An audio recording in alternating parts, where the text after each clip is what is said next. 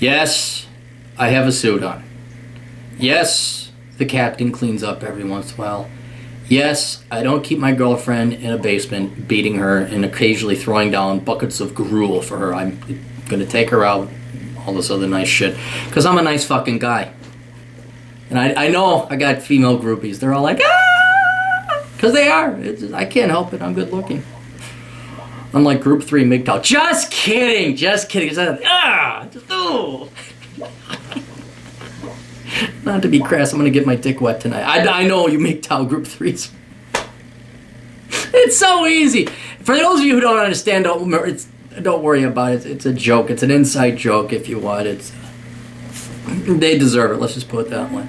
We got a video request. And if you have a video request, you can always go to www.assholeconsulting.com where you can hire me for money. Oh, I thought they weren't going to charge. Yeah, you would, because you're a millennial, little spoiled little cunt from the suburbs whose parents live in government has paid for everything. I'm not your parents. I'm not the government. I will charge you for my fucking time. Of course, this is a regular client of mine. He knows that. And he's willing to pay. And therefore, we have a common agreement by which we can exchange. And commerce takes place. My client writes, Hi, Aaron. Once again, I would like to call upon your expertise as an economist. If you accept this gig, you may answer my questions either in email or YouTube, whichever you prefer. As we are both well aware, the education market is far from being free. The main reason why colleges and essay writing companies remain profitable enterprises is that the government offers look, guys, you can't be smarter than me because I can't read your high-end vocabulary. Munificent financial assistance to students. However, this gig only works if college graduates are able to repay their loans within a reasonable time frame after graduating. However, that is simply not happening, and the government responds with its characteristic aplomb. God almighty, what? I'm pretty smart, but I'm not that smart. Just like FDR extended the real estate loans to 30 years, the government has already created 15-year student loans and will soon have 30-year student loans. Needless to say, the majority of college students do not cultivate marketable skills, and employers have little incentive to buy their labor power. You've pretty much covered everything that needed to be said about this in the book, Worthless, and I won't bother beating this point to death any further. We have 91.5 million working-age people who are not even looking for a job. Needless to say, college graduates with worthless degrees comprise a hefty portion of this figure. My question to you is this. When is the shit going to hit the fan, and what ramifications to this bubble bursting do you envision? Let me make another note. I always kind of miss something.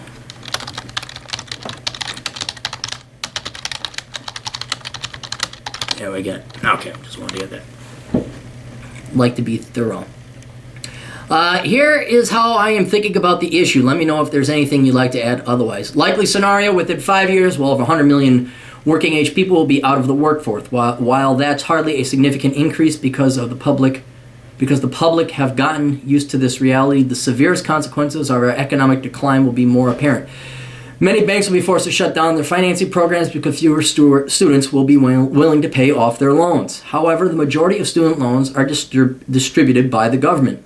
So these developments should not be sufficient to drive most banks out of business. To be sure, the government will be forced to loan out the money that it does not have, and this should engender inflation as it did during the 2008 financial crisis. Yet again, since inflation was manageable at the time, I don't see a reason why it shouldn't be this time. Nonetheless, I cannot help but suspect I am missing something here.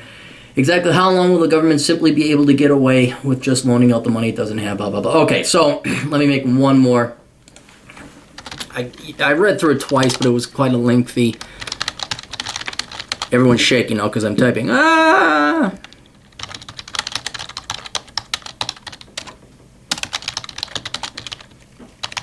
Alright, here's the deal.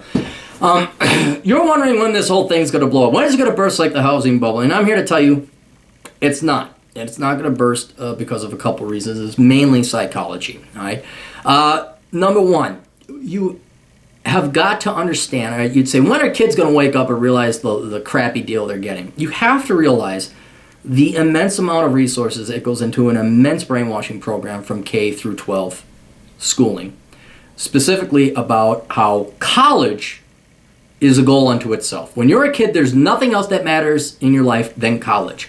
And they make it all things to all kids. It's a place where you're going to get laid. It's a place where you're going to find finally some smart people. You're going to finally be an adult. You're going to have the college experience. It is a bigger lie than Santa Claus that we sell to these kids, because these kids are then prompted, incentivized, lied to, driven to borrow thousands, and in the case cumulatively trillions of dollars to go to college.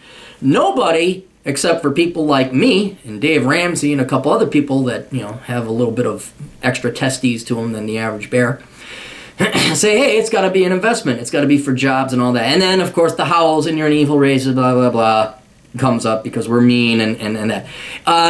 The reason there's howls at violent reaction or a visceral reaction or a hate-filled reaction is because we're destroying their dreams. We're not kissing their asses and sucking their cocks like their teachers and professors and parents and all that other people did, lying to them about what college is really about and what it's really for.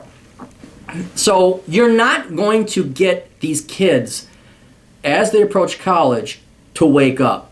The brainwashing is too much. School is too boring.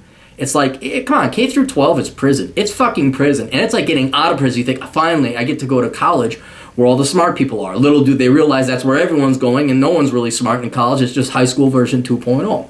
But you're not going to undo that brainwashing. So the demand is always going to be there until like some serious reforms were to take place through public schools, which is just not going to happen. That will happen when the economy completely collapses and then there's no money for schools. The second thing, okay, immense brainwashing to keep your K through college students ignorant about economics. Now, let's say you graduate, you're in college. Now, it starts in kindergarten, it goes all the way through college. You could say it even happens after college with the mainstream media brainwashing and all that, keeping people ignorant about economics. So you have these kids, I mean, it showed itself twice with these millennial idiots voting for Barack Obama twice. They were unable to connect severe anti-business, anti-growth, anti-freedom, anti-capitalism policies and attitude and politicians being elected, especially into the presidency, with lower economic growth. And this brainwashing is so good, the political indoctrination is so complete that they are literally brainwashed to believe in boogeymen, that cause it. And it's all conspiracy. It's sexism, it's racism, it's discrimination, it's George Bush, it's the evil Republicans, whatever it is. The stereotypical, you know the script. You know the script that they're going through. And it's just they're so even if they get out of it, even though they know they're screwed, they're going to misplace blame. And so when it comes time to vote, they're not going to vote for any serious reform that would collapse this bubble, that would bring it to an end. So even when they're obviously victims, I'm trying to think. I think it's like being part of a cult. You don't realize you're the victim. You're in Scientology. I don't know. I'm trying to figure out something that's analogous, but they still don't get it.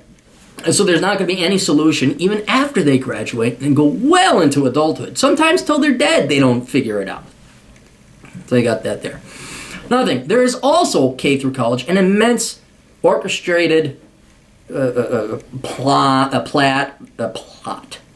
plan. I won't call it conspiracy because this is not conspiracy, to keep these kids' egos inflated. They are never, ever held up, at least by politicians and media standards, to take responsibility for their own actions. They're always winners, they can't do anything wrong, follow your dreams, and if there's some reason that you can't achieve that, then once again we go to the default script of the evil boogeyman conspiracy, George Bush, evil Republicans, white males, whatever, all right? So it's not their fault. So they're still doing nothing wrong. It's still this evil conspiracy out to get them. And so their egos are in check. So they have the incentive, their psychology, pride and ego are so strong. I mean, you could have someone saying, look, you could show these people hurting you, and they'll still, because of pride and ego and buyer's remorse, they will still go with that. It's one of the main things holding the United States down. So, in other words, you don't have the incentive for people to stop going to college, and on the other end, you don't have people after they graduate from college, they're unaware that why they're victims, they're unaware of the economics, and their egos are too, and their pride is too powerful for their psyche to actually admit they made a mistake, admit they got schnookered, admit they got screwed, admit they were taken, admit they aren't as brilliant and as intelligent as they thought they were, and then go and vote in some kind of thing that would end this college bubble. So what they're going to do is they're going to vote in the same politicians. And the only thing, because of the enormity, this is not like, oh, you know, I'm trying to think of something that's really small.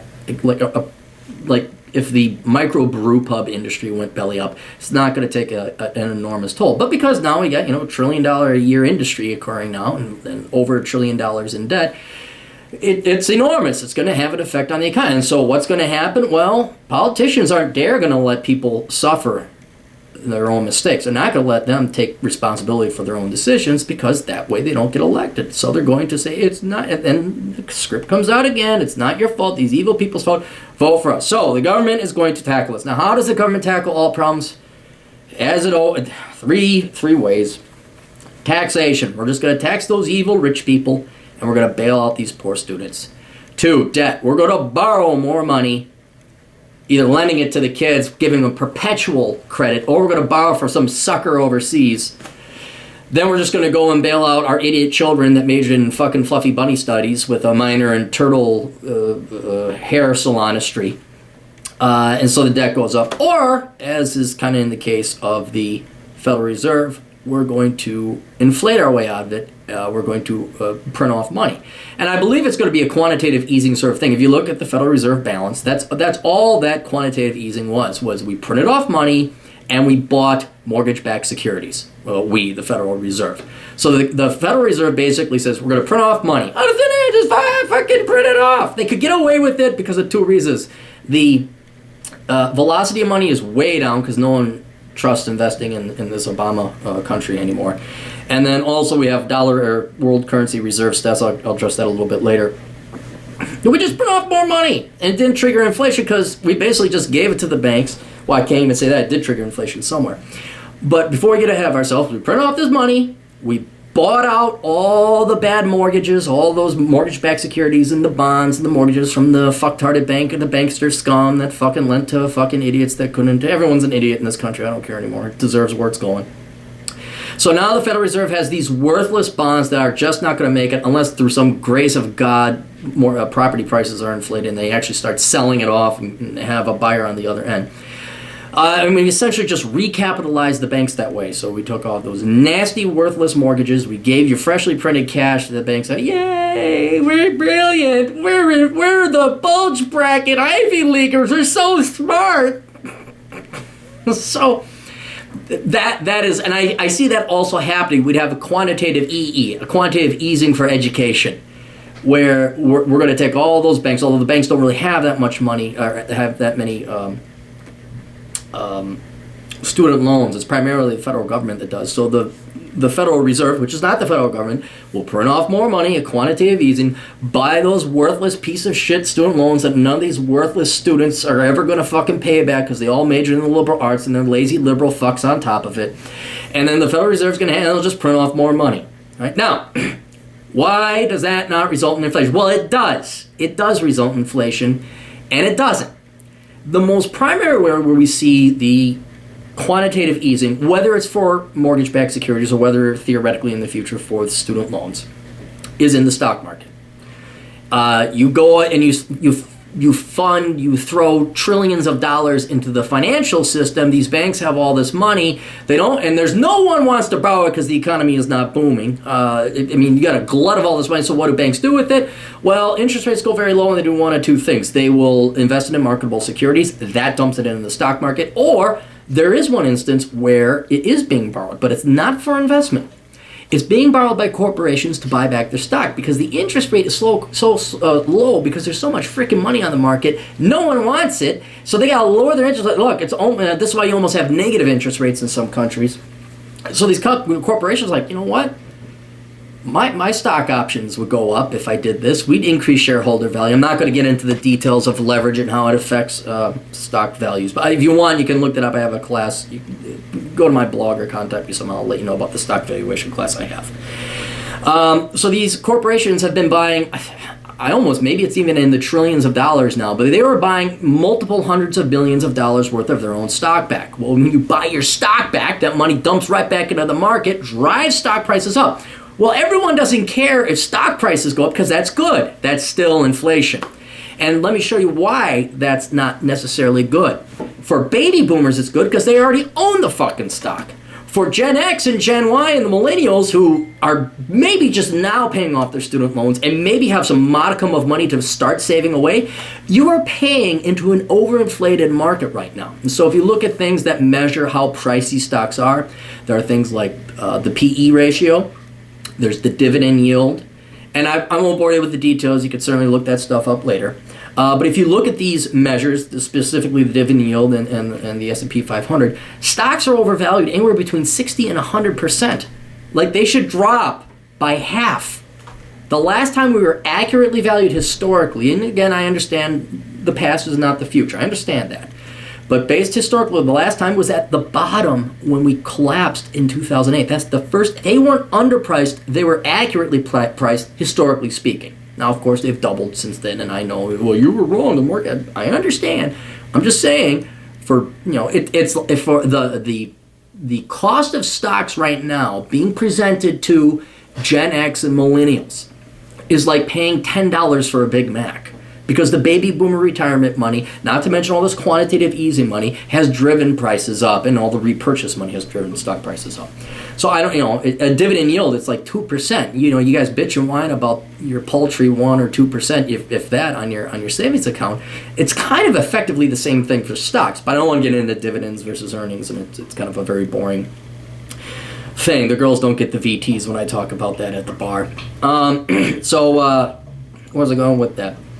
So that's it. Now, the other thing, so there is inflation occurring there, but no one cares about it because stock price is higher. Yay! No one really thinks because they're a fucking idiot. Remember, they went through K through college, a government thing.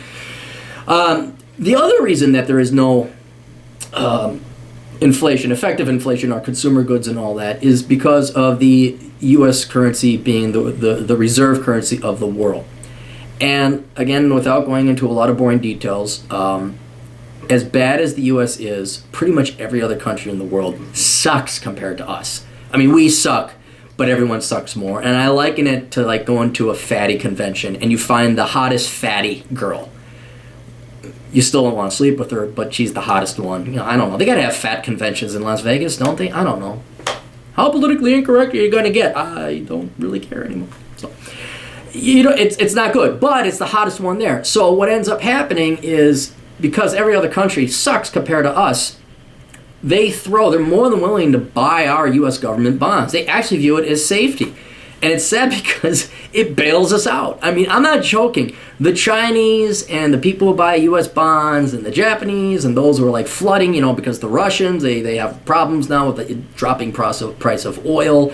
And now the Russians are jacking up their interest rate on the ruble, and money's flooding out of Russia, going into U.S. dollars. That all bails us out, because we're less sucky than everybody else.